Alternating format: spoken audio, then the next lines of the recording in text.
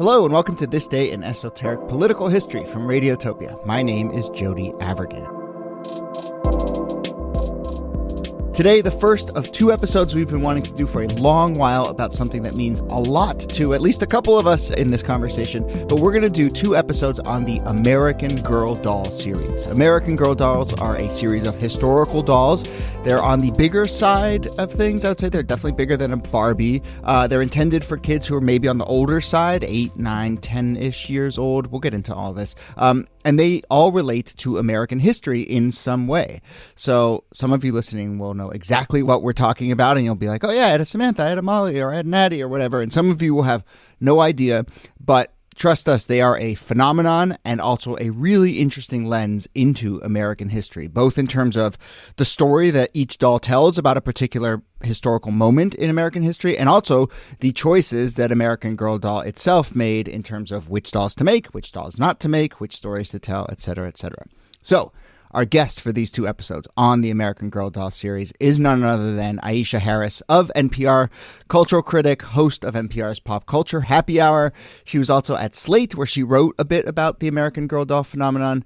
She also has a new book coming out soon called Wannabe: Reckonings with the Pop Culture That Shapes Me. Aisha, thanks for coming on. Thanks for doing this, and congrats on the new book. Thank you. Thanks so much for having me. I'm excited to dig into this. Yeah, I suspect listeners will understand this as we talk, but you have reckoned and been shaped by American Girl doll, and so it fits right into Yes, I have. I'm a millennial, so maybe in the other direction, right? Shaped, and then the reckoning came. But, yes. We'll talk about that, but also here, as always, Nicole Hammer of Vanderbilt and Kellie Carter-Jackson of Wellesley. Hello there. Hello, Jody. Hey there. We should do the 101, where are these dolls, where did they come from, so forth. But very quickly, I mentioned various people in this conversation have varying relationships with the American Girl doll. So real quick, Aisha, you want to start? You had these growing up? Oh, yeah. I had an Addy doll. Mm-hmm. I got her when I was, I think, around 5 years old for Christmas. There's a photo of me clutching her in her in her school outfit, actually, which is, if I remember correctly, it was like a blue top and bottom skirt. And I was also, I feel like I grew out of the American Girl dolls relatively quickly. I read all the books, but I moved on very quickly to the American Girl, world more so. The magazines, the extended universe, like the magazines, the guides, like the books. I had several of the slumber party book, and the there was one about friendship and help. Help was their advice column that they had. They made a book of. So yeah, I was big on American Girl for much of my adolescence. Same. I mean, same. I think when the American Girl doll debuted, I was probably 10 or 11, and I was all in. Samantha was my favorite until they debuted Addy, and I was like, oh my gosh. And I remember I wanted a doll so bad, but they were so expensive, and my mom was like, heck no. But I got all the books. She was big on getting me the books, so I had all of the books. I even have some of them signed by the author, which is kind of cool. I remember back in the day, they did author signings at Barnes and Nobles, and I have really special fond memories of American Girl. There is such a clear dividing line between folks at the very tail of Gen X and folks just on the other side of the line for millennials, because I'm just a few years older than Kellie. And I think these came out, I had aged out of them by the time that they had come out. And also, they were so expensive. Yes. Yes. And so, especially, I was growing up in Indiana. I think they took a little bit longer to kind of come to the middle part of the country. And that combination of those two things put them a little out of reach for me. The price is something I definitely want to get into in a second. But I'll say my daughter, who's 5 now, has an American Girl doll, but it is the American Girl doll that was my wife's American Girl doll growing up. And it was actually one of the most kind of touching moments in our parenthood was her going to the attic of the house she grew up in as a kid and getting Samantha and giving it to our daughter when she turned 4, maybe, I think. And I was just looking at the doll upstairs, and the one thing I noticed about it, I was looking around, and it has a tag, and it says, made in West Germany. And I was like, whoa. West Germany. What? I mean, it was made in like 1985 or 1986, right? It was manufactured in West Germany. Must have been their plant. Wow. But that was a sort of real nice little artifact. So much history bound up in that I know. Right. American Girl made in Germany. Right. But am I gonna? West Germany. It just occurred to me. Yeah, am I going to have to explain the partition to my daughter now because of American, not just American history? But she's like, what does this mean by West Germany? Anyway, so we want to do in this first episode a kind of look at the history of where these dolls came from, how they got manufactured, how they took off, why they were so popular, and then a little bit of an overview. And then in the second episode, we'll really go deep on Addy, who, we should say was the first Black character in the series. Aisha's written lots about Addy, and there's lots of sort of interesting, deeper conversations to be had about what Addy represents. That'll be our second episode. But let's do the 101. And I suppose for people who don't have the picture in their head, I kind of did a not great job of it in the intro, but they're big, I think, is the first thing you notice, right? Other than the price tag. But they're not like, if people hear doll, they might think Barbie, like 6 inches tall or whatever. These are over a foot tall. They're a good size. I mean, I'm trying to think of maybe the size of a large water bottle. Maybe a little large. I'm trying to think of like scale. Yeah, I was going to say a large water pineapple. bottle too. Yeah. Like one of those really big Poland Spring water bottles. Right. Like I could see. Yeah. It's about that. And they size, have like really nice outfits, it feels like kind of real. And accessories, right? Yep. Yeah. Yes. Many That's where they get you. Accessories. Beds. Yes. Desks for school. Yeah. Yeah. You could spend quite a bit of money getting all of the accoutrement that goes along with these dolls, and not just like hairbrushes, but like additional clothes. It was never just about the books. I think Aisha mentioned this as well, that the whole world opens up. The magazine, I was a huge fan of the magazine. It felt like you could connect to these girls and their personalities and get their backstories and really do like a deep dive, not just on the girl, but like the world in which they lived in, the moment, the historical moment in which they lived in. At least I did a lot of that. And I felt like, the books were, for me, a springboard into other books, other historical nonfiction that I really wanted to get into. Well, and I think they also like filled a niche, right? They weren't like the little baby dolls that you might go for like a kid who was 3 or 4. And they weren't kind of the porcelain dolls that were collectibles that you couldn't really touch or play with. So they really were for these, like, as Jody had mentioned before, girls between 8 and 10. They were marketed toward girls, but they also become really big in the 90s when you have this third wave feminism moment, when Barbie is starting to get some real criticism for promoting a particular type of womanhood and for promoting a certain type of like brainlessness or aesthetic. And so the idea that this was a serious doll that was like shaping young girls' minds as well as their ideas about the past and things like that, I think was a big selling point for a lot of people.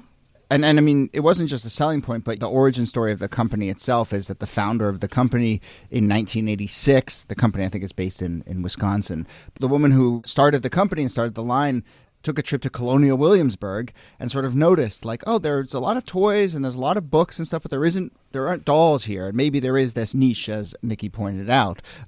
When you were playing with them as kids, Aisha, did you understand them as instruments of historical education?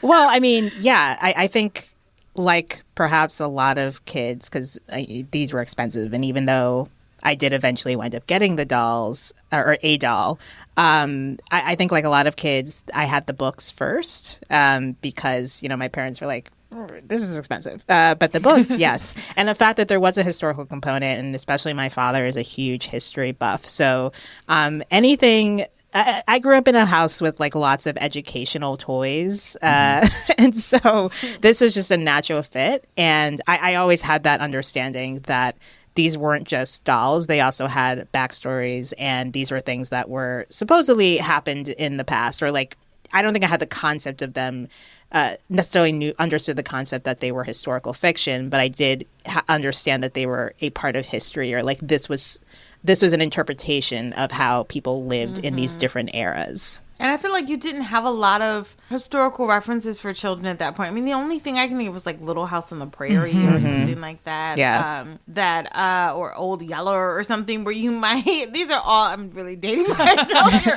but like these are all like historical TV shows that also had books attached to them as well, that you might get a period piece basically. And you would learn more about that moment, what it was like to be a pioneer and, you know, make it on your own, tough it out, whatever.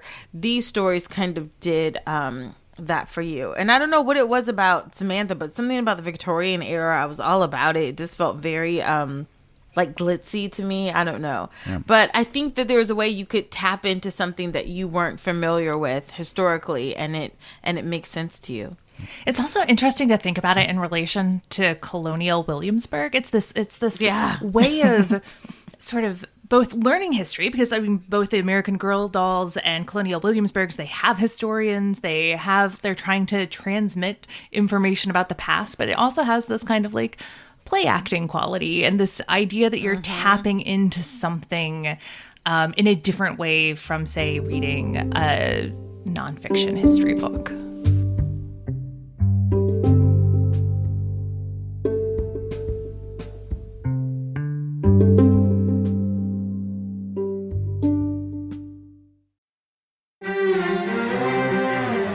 You're used to hearing my voice on the world, bringing you interviews from around the globe. And you hear me reporting environment and climate news. I'm Carolyn Beeler. And I'm Marco Werman. We're now with you hosting The World Together. More global journalism with a fresh new sound. Listen to The World on your local public radio station and wherever you find your podcasts.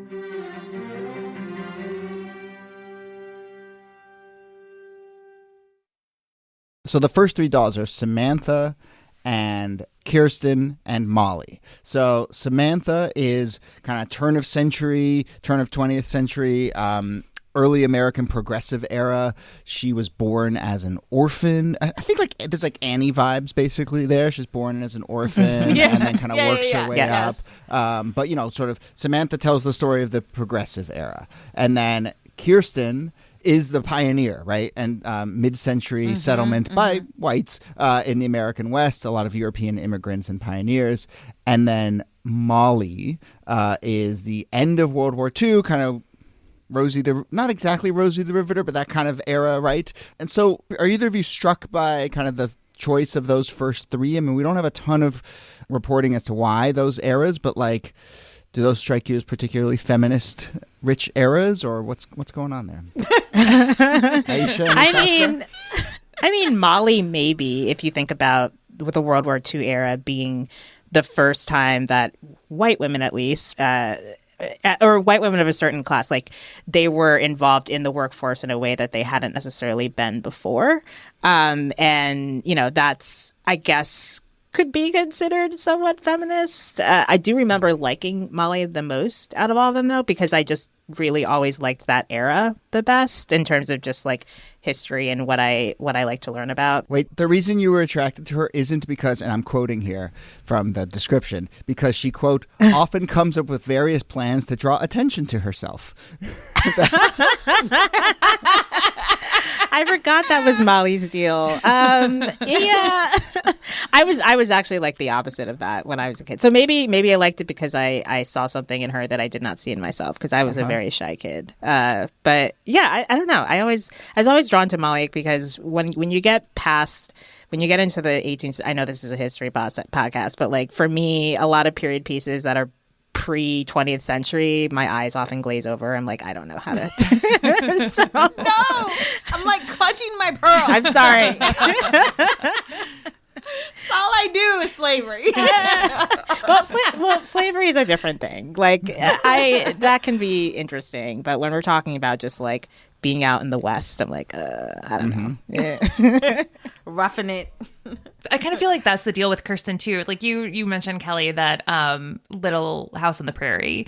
There was so much of that already in the culture of like, oh, out in the West and the pioneers, and there's something like less unique about it compared to the other two, which were periods that I think had a little less representation or just like were a little less done in popular culture at that time.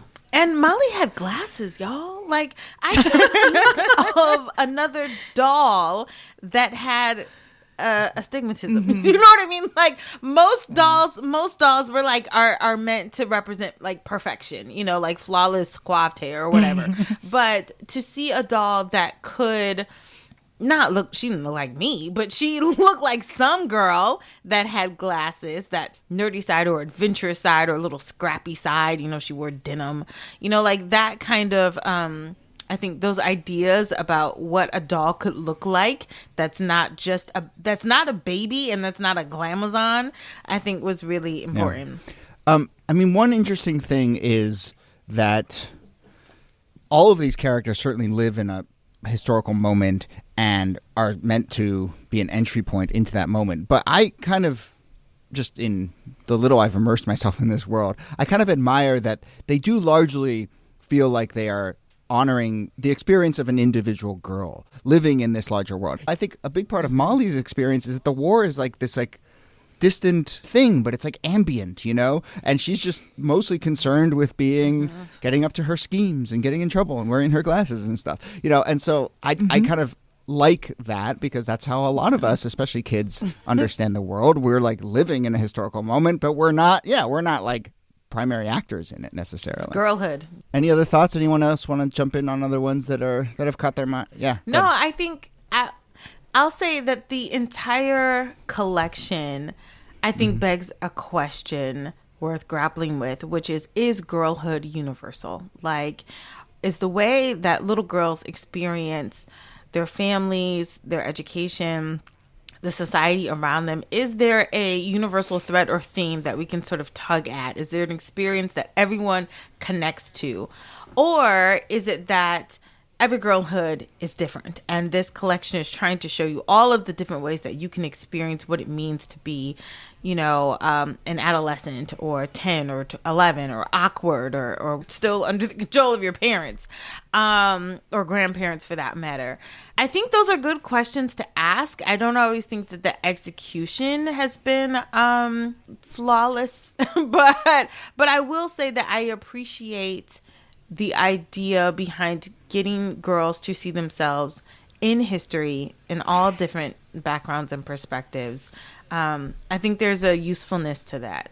I think that's such a great question to consider, because I do think in some ways and again, this is me speculating, but I do think in some ways what the Pleasant Company, which is now the American Girl Company, was trying to do was represent different versions of girlhood.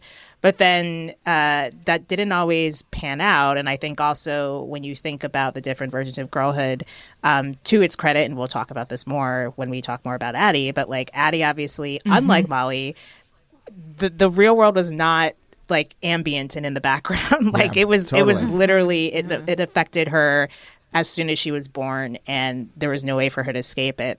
And I think that, you know, the line itself set itself out as for many years as that being the only representation for Black girlhood, and thankfully now we have other versions of that now and other versions of non-white characters. But yeah, I think it's such an interesting question to think about, because the line does that in some ways. It does represent different versions of girlhood, but then I will say, even though all of the white girls in the early lines they lived in different times, there was a sort of unifying force to their sort of freedom, their sense of freedom and sense of like fun that they were able to have. That, you know, Addy, she wasn't all doom and gloom, but she also like she did have to escape out of slavery. So yeah, it's real. Yeah. Well, that taps into, I think, a much bigger kind of phenomenon of like, who gets to just be a kid, who gets to just be a person, you know, and who has to constantly have these larger complications imposed upon them, for sure.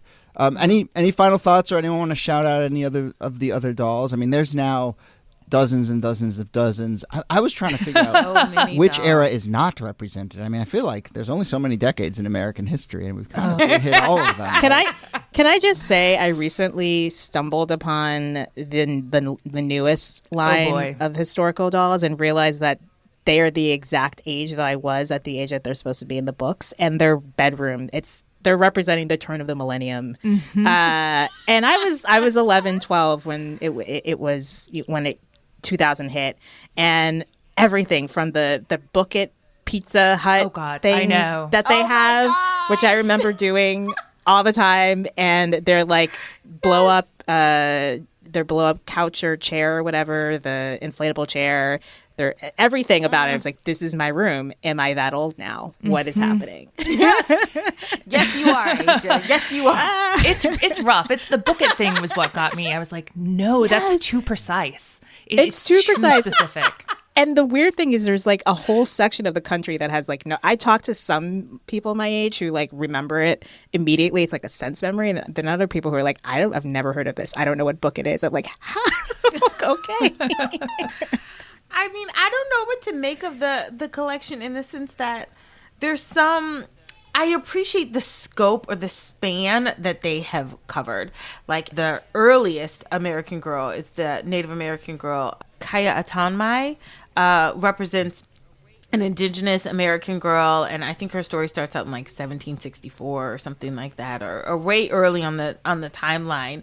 But I do get how people push back, right? Because if you think about like having an indigenous doll, but who's only locked into the past, like you can't imagine what it's like to play as a girl in the present or play in the girl in a contemporary present.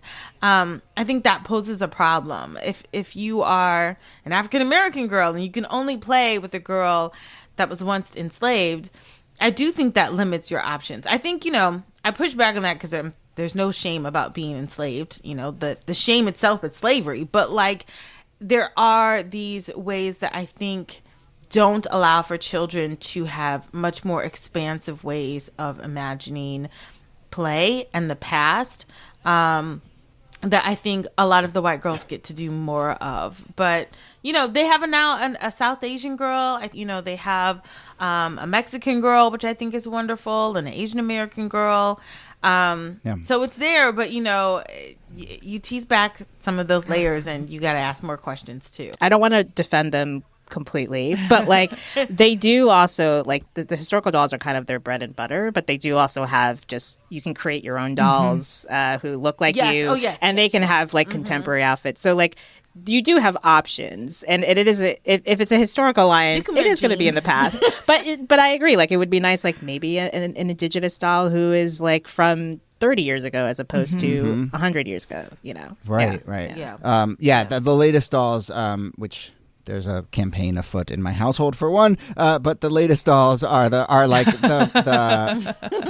sort of do them in your own image, which I think probably is like says a lot about where we are in American society and consumerism as well, right? It's like personalized. It's not historical anymore. It's like I want to see myself in everything, and so kids these days, and you too for $110 can have a lookalike. Yeah, exactly. And we have hinted at this, and we should say, these dolls, you could easily spend hundreds of dollars entering the universe around these dolls. I think the core dolls themselves at this point are close to $100 maybe just for the doll. And then, all the accessories and so forth. But again, I do think it is remarkable that all of us who have had American Girl dolls or kids with American Girl dolls here, like a lot of times, you're buying the book without the doll, right? It just, it has created this larger ecosystem, which I think is really interesting. And if it gets kids reading a historical book, then that's probably a good thing.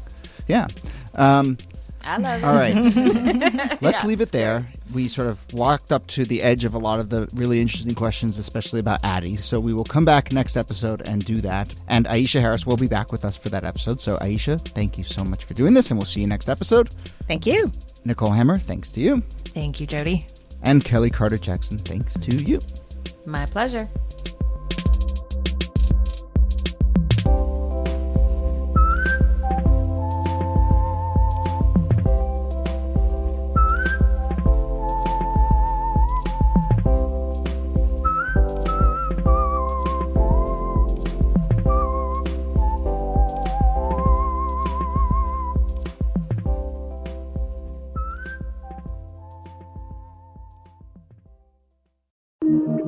Radiotopia.